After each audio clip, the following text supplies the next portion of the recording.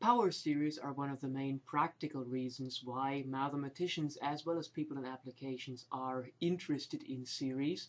The underlying reason being that just about any function that you run into in applications can be at least locally represented as a power series.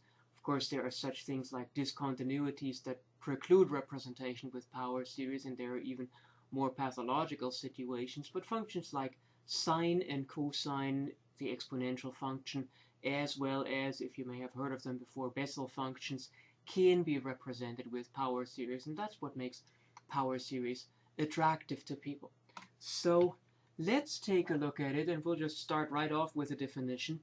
If we take an infinite sequence Cn of coefficients, where n goes from 0 to infinity, then the expression sum n equals 1 to infinity Cn x minus a to the n is called a power series centered at a.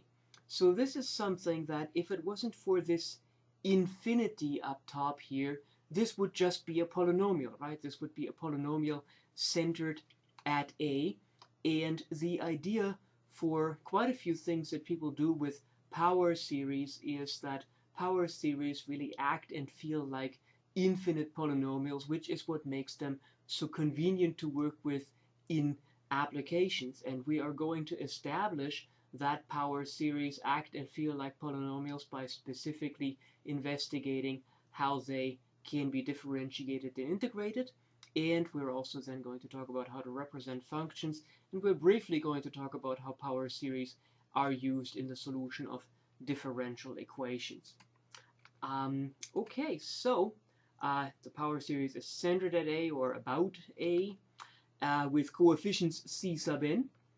And the series is called convergent at the point x if and only if the limit of the partial sums exists, with x being substituted in. And otherwise the series is called divergent at x. And the most famous power series are probably the power series for infinitely often differentiable functions. Those things are called Taylor series, and so if you have a function that is infinitely often differentiable at a point, you can find the power series sum n equals 0 to infinity nth derivative of f at a divided by n factorial times x minus a to the n. That series is called the Taylor series of f about a. If you have already seen the presentation on Taylor polynomials, then you realize that this is nothing but an infinite Taylor polynomial, and again, that is how you want to think about these things. If you haven't watched the presentation on Taylor polynomials yet, then just follow along, use this as a definition. We're going to show in the part on differentiation and integration what is so nice and interesting about these kinds of power series here. So, the first quantity that we need to establish for a power series is the radius of convergence. And there is a theorem that says that for each power series, sum n equals 0 to infinity Cn x minus a to the n, there is a unique number r so that the following hold. R is between 0 and infinity inclusively, so yes, we will treat infinity as a number here. The power series will converge for all x so that x minus a is smaller than r. So as long as you are closer than this radius to the center, your power series converges. And the power series diverges for all x with x minus a greater than r. So when you are farther away from the center than r, then the power series diverges. And that is why the number r is called the power series radius of convergence, because within this radius you have convergence. Outside of this radius you have divergence. And note that we cannot say in general what happens on the boundary. So when x minus a absolute value is equal to r, we have two series on the real line that we would still have to consider separately. And for those, we may need further convergence tests too. Okay, the full proof of this theorem is actually beyond the scope of early calculus because it would have to address a variety of pathologies. However, note that the computations in the following examples are essentially proofs, and we're going to heavily rely on the ratio test.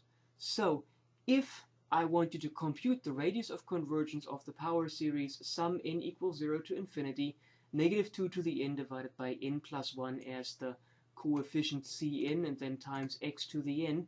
Well, you could just start working with the ratio test and compute the limit of the quotients of consecutive terms. So -2 to the n plus 1 divided by n plus 1 times x to the n plus 1 divided by the term at n, which is -2 to the n divided by n plus 1 times x to the n.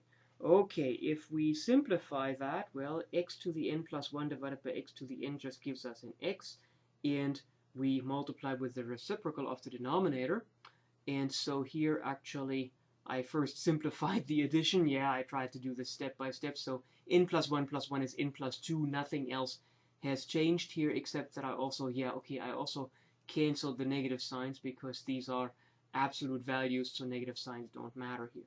Now we cancel and we realize that x to the n plus 1 over x to the n just gives us x in the absolute value signs, and then we have this fraction here and the reciprocal of this fraction here, and we don't need absolute values except around the x because the other numbers are in fact positive. All right, 2 to the n plus 1 divided by 2 to the n, of course, is 2. So we end up with the limit as n goes to infinity of 2 n plus 1 divided by n plus 2 times x absolute value. Well, when n goes to infinity, 2 stays at 2, x stays at x, n plus 1 divided by n plus 2 goes to 1. So this limit is 2x, and we know from the ratio test that when this is smaller than 1, the series converges. When this is greater than 1, the series diverges, and so that means, because this is the case exactly when x absolute value is smaller than 1/2, the radius of convergence is 1/2, because when x's absolute value is smaller than 1/2, then 2x absolute value is smaller than 1, and when x absolute value is greater than 1/2, then 2x absolute value is greater than 1, so then the series diverges, so the radius of convergence is indeed 1/2. And in some ways, then, the proof of the theorem for the radius of convergence actually relies on arguments that are very similar to the ratio test, except that a more sophisticated test, namely the root test, is used to establish things, and that's something that we're going to keep away from here, because the root test itself is, for the purposes of calculus, a bit of a one-trick pony. It only works in certain situations, whereas the ratio test, at least for calculus, works in quite a few situations just as well as the root test. The root test ultimately is the stronger test. It works in some situations in which the ratio test doesn't work, but that's something that we leave for potentially a theory class that you may take. Okay, so if we want to compute the radius of convergence of the power series sum n equals 0 to infinity 1 over n factorial x to the n, and if you've already worked with Taylor polynomials for a while, you'll realize that this is actually the Taylor series of the exponential function. Well, how would we approach that radius of convergence? In the same fashion. We would take the limit as n goes to infinity of consecutive terms, so 1 over n plus 1 factorial times x to the n plus 1 divided by 1 over n factorial times x to the n. X to the n plus 1 over x to the n gives us x, so we end up with the limit as n goes to infinity. N factorial comes into the numerator, right, because we multiply with the reciprocal, so n factorial divided by n plus 1 factorial times x absolute value. How do you do this cancellation? Well, the numerator is n times n minus 1 times n minus 2 all the way down to 1. The denominator is n plus 1 times n minus 1 all the way down to 1 also, and we take the limit of that as n goes to infinity, and the x absolute value also stays with us. Well, that's just the limit as n goes to infinity of 1 over n plus 1 times x absolute value, and that limit is 0 independent of x, and that means it is smaller than 1 independent of x, so that is always true, and that means that the series converges for every x, and that means we have infinite radius of convergence. That dovetails with a remark that I had in an earlier presentation that that factorials in the denominator certainly can help greatly to affect convergence, and we see that here very impressively, because independent of how large we make this x, we still have a limit of 0, and that means by the ratio test this series converges everywhere. Okay, in terms of derivatives and integrals, again, we're not going to prove the result because that is beyond the scope of early calculus, but if we have a power series, sum n equals 1 to infinity cn x minus a to the n, which has radius of convergence r, then for all x within the interval of convergence, which goes from a minus r to a plus r, the derivative will exist, and the derivative will be what we would expect it to be if this was a polynomial, except that a polynomial doesn't go with its summation all the way to infinity. Namely, polynomials are differentiated term-wise. Well, if I take the derivative of this term, I get the cn, and then via power rule times n x minus a to the n minus 1. And if we have a sum, we know that we can take derivatives term-wise with an infinite sum that is a whole lot more subtle than it looks here, but it turns out that it can be proved that the derivative of a power series indeed can be taken term-wise, which is another indication that power series act and feel like infinite polynomials. And the radius of convergence of the power series for the derivative is the same as the radius of convergence for the function itself. So that is nice also, that you get the radius of convergence quote-unquote for free. If you have it for one, then you also have it for the other. So derivatives of power series work like derivatives of infinite polynomials. And for integration, I think, yeah, if we want to take a power series with radius of convergence r and integrate it, then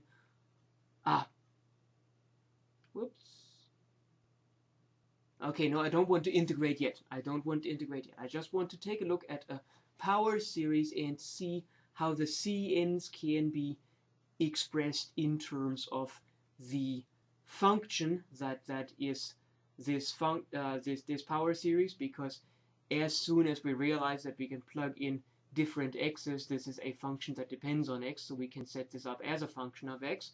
We know that a power series is differentiable. Well, that means its derivative, because that's a power series also, is differentiable too, and so you can take derivatives indefinitely, and it turns out that then for all n, actually the cn is the nth derivative of the function at a divided by n factorial, which is, of course, the term that we use to define the Taylor series of a function that is given to us potentially not as a power series. So basically, Taylor series, the idea behind Taylor series is if a function is a power series, then its coefficients must be fn of a divided by n factorial, and that means that's the only sensible way to really associate a power series with an infinitely differentiable function.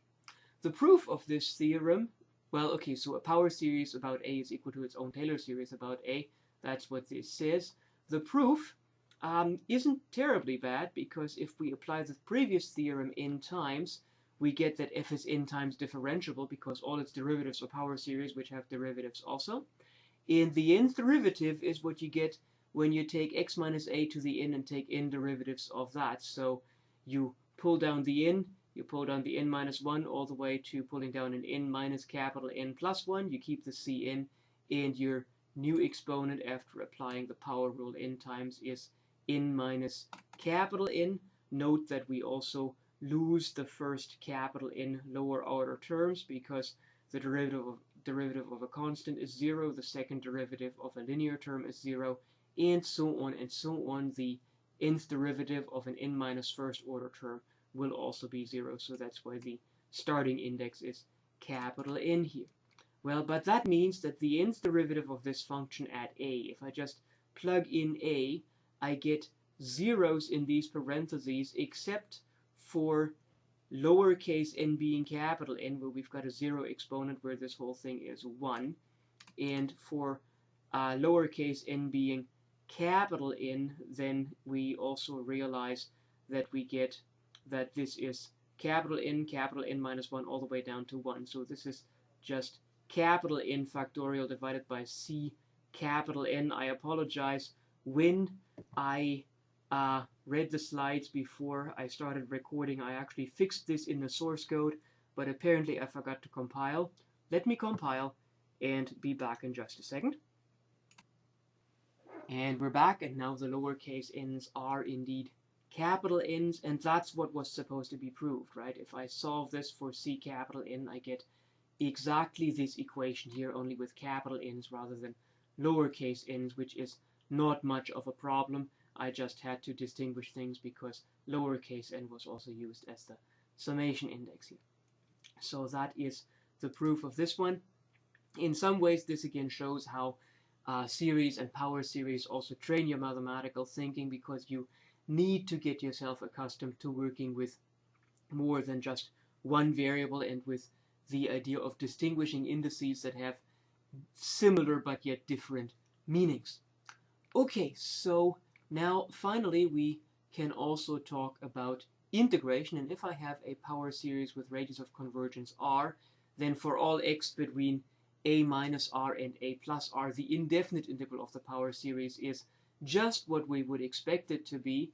We would integrate term-wise to get a sum of 1 over n plus 1 cn x minus a to the n plus 1, and then we have a c out front because antiderivatives, of course, will have an arbitrary constant added in the front, and so the radius of convergence, similar to what we had in the theorem for derivatives, the radius of convergence for the indefinite integral is capital R2, and so that means that indefinite integrals of power series also work like indefinite integrals of infinite polynomials, and again that is the attraction of power series. On their interval of convergence, these things work very similar to polynomials, and polynomials are considered easy objects because even though computations can get tedious, there really is no difficulty in principle.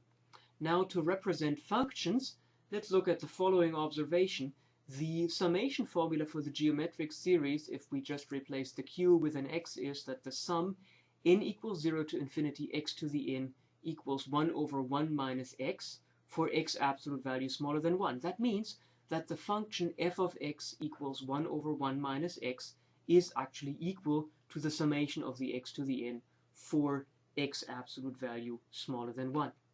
Well, this series is then sometimes used to encode functions. So for example, if I want to write 1 over 1 plus x squared as a power series, I realize that this is 1 over 1 minus negative x squared, and now this negative x squared plays the role of this independent variable here, and so I can substitute it in here to get that this expression actually is equal to the sum n equals 0 to infinity negative x squared quantity raised to the n, as long as x absolute value is smaller than 1.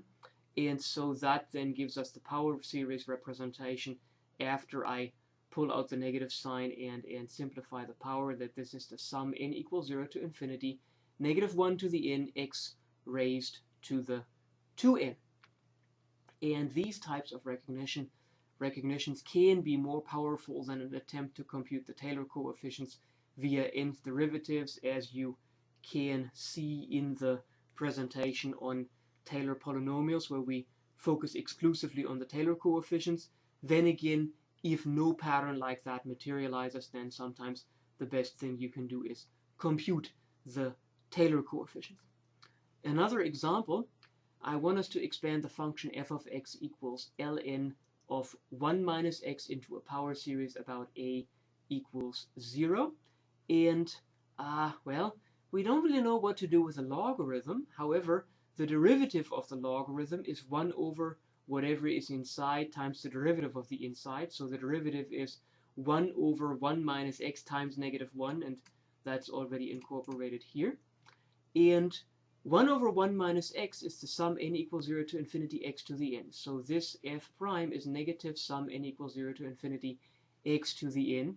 And if I want to get the function back, I can now integrate that. Well, the integral of f prime, therefore, is the integral of negative sum n equals 0 to infinity x to the n dx, and that will be negative sum n equals 0 to infinity term-wise integration 1 over n plus 1 x to the n plus 1 plus c. And if we want to do an index shift, typically you want in a power series your exponents to be the summation index, and so if I set k equal to n plus 1, I get that the x to the n plus 1 is x to the k, 1 over n plus 1 is 1 over k, the negative sign, of course, I can also pull that inside. and when n is equal to 0, then k is equal to 1. So this sum is the sum k equals 1 to infinity, negative 1 to the k, x to the k, plus c. F of 0 is the logarithm of 1 minus 0, which is 0. And so that means that c is equal to 0 because this series here at 0 is equal to 0. And if we don't have to add anything, then we just set c equal to 0. And that means that f of x is the sum k equals 1 to infinity, negative 1 over k times x to the k. And we have to note that x absolute value, so plus 0, which is then just the sum n equals 1 to infinity, negative 1 over n x to the n. And we have to note that this works for x absolute value smaller than 1, and that is because this equation here only works for x absolute value smaller than 1. So that is the expansion of this function, and in similar fashion you can expand a variety of functions, at least locally, into power series. And finally, just to give an impression how this kind of thing works in differential equations. Now, solving differential equations with power series actually is something that you want to do in a separate differential equations course. What we are going to show here is how a power series can be verified to satisfy a differential equation. And to do that, we also want to quickly dispense with the algebra of power series. If I have two power series, sum a n x to the n and sum b n x to the n, then the sum a n x to the n plus the sum b n x to the n is of course the sum n equals 0 to infinity a n plus b n times x to the n. Similar for differences, the difference of the sum is the sum of the differences, where the differences then are so that you can factor out the x to the n, and your coefficient for the difference series is a n minus b n. And the radius of convergence of the sum or the difference is at least the lesser of the radii of convergence of the original two power series. And if c is a real number, then c times the power series is just sum n equals 0 to infinity c a n x to the n. So the coefficients are just multiplied by the number that we had out front. And the two power series have equal radii of convergence. That one can actually be proved very easily using limit laws. So we're just going to prove this for sums. So we apply the limit laws to the partial sums. The sum n equals 0 to infinity a n x to the n plus the sum n equals 0 to infinity b n x to the n is the limit of the partial sums in either case. And for limits of sequences, we know that the sum of the limits is the limit of the sum, so we can combine the limits. But we can now also combine the sums, because the sums have the same summation index, and they're running from the same 0 to the same n here. So this is the limit n goes to 0, from 0 to infinity a n x to the n plus b n x to the n, and then we can factor out the x to the n and get that this is the, well, okay, first we now remove the limit. This is the sum n equals 0 to infinity a n x to the n plus b n x to the n, and that's the sum n equals 0 to infinity a n plus b n x to the n. For the difference, you just replace the plus signs here with negative signs all the way through, and for the c, you just have to push a constant c in or out. And so the other proofs are similar, and we leave them therefore. And as a final example, we want to show that the power series sum n equals 0 to infinity negative 1 to the n divided by 2n factorial x to the 2n, which actually happens to be the Taylor series of the cosine function, that solves the differential equation y double prime plus y equals 0 with initial values y of 0 equals 1 and y prime of 0 equals 0. So this doesn't just happen to be the series of the cosine function. Anything other than the series of the cosine function will not satisfy this initial value problem by certain uniqueness theorems that you will see in a differential equations class. In terms of just verifying that this works, that's a good exercise in index shifting and a couple of techniques that you will use more frequently and in a more abstract way in a differential equations class. So if y is the sum n equals 0 to infinity negative 1 to the n divided by 2n factorial times x to the 2n, well then y prime is the sum that starts at 1 because we have a constant term that will go away. Then we just do the term-wise differentiation, so we keep the coefficient. The exponent that we pull forward from the power rule is 2n, and then the exponent for the x is 2n minus 1, and that simplifies because, okay, so we keep the negative 1 to the n.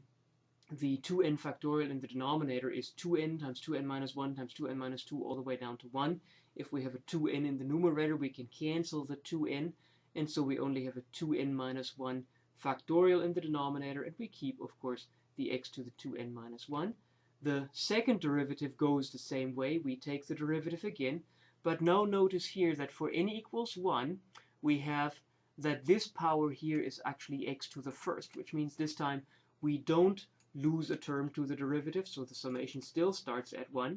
We keep our coefficient, and we have a 2n minus 1 from the power rule, and we have x to the 2n minus 2, and similar to what we did before, we cancel a 2n minus 1 with the leading term of the factorial function, so this is the sum n equals 1 to infinity negative 1 to the n divided by 2n minus 2 quantity factorial x to the 2n minus 2. Now, what I noted earlier was that you don't want to have an exponent that is not the summation index. The most that people do sometimes for power series where your powers are only even, you do something like what we have seen here, that you go with x to the 2n. But so certainly I'd like to have this to become a power series in x to the 2k, and if I do that, I would set k equal to n minus 1.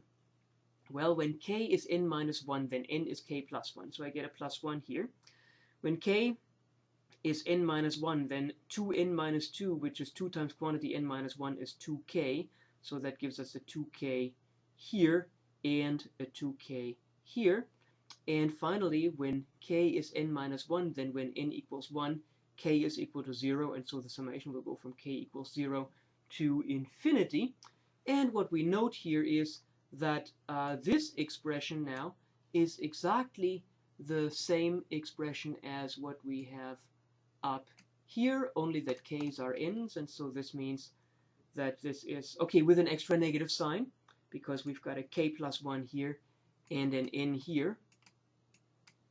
And so that means if I pull out a negative sign, I get now the sum negative 1 to the k over 2k factorial x to the 2k, and that's negative y of x, and that already shows that y double prime plus y is equal to 0, because we have shown that y double prime is equal to negative 1. For the initial values, we get y of 0. Well, y of 0 is going to be the summation with 0 plugged in, but remember, by convention, 0 to the 0th is 1, and 0 factorial is 1 also, which means that this actually ends up being just the first term like this, because all the other stuff is multiplied by 0, and this expression here is 1 because 0 to the 0th is defined to be 1, and 0 factorial is defined to be 1 anytime we have a formula. You will also remember from L'Hopital's rule that actually this has to be computed as a limit if we have this arise in a computation, but as a formula, 0 to the 0th is always defined to be 1. And y prime of 0, well, y prime of 0 is the summation with 0 plugged in, but this time we have only non-zero exponents, so that gives us 0 here. And yeah, that's it for talking about power series. Now, the typical thing that happens in a calculus course or a calculus text is that power series are discussed almost at the same time as Taylor series. I have chosen to take Taylor series out and talk about Taylor polynomials separately, but if you have watched the Taylor polynomials presentation, you have seen what the connection is. If you haven't, then Taylor polynomials may be a good next presentation to watch before you tackle the homework, because most likely as you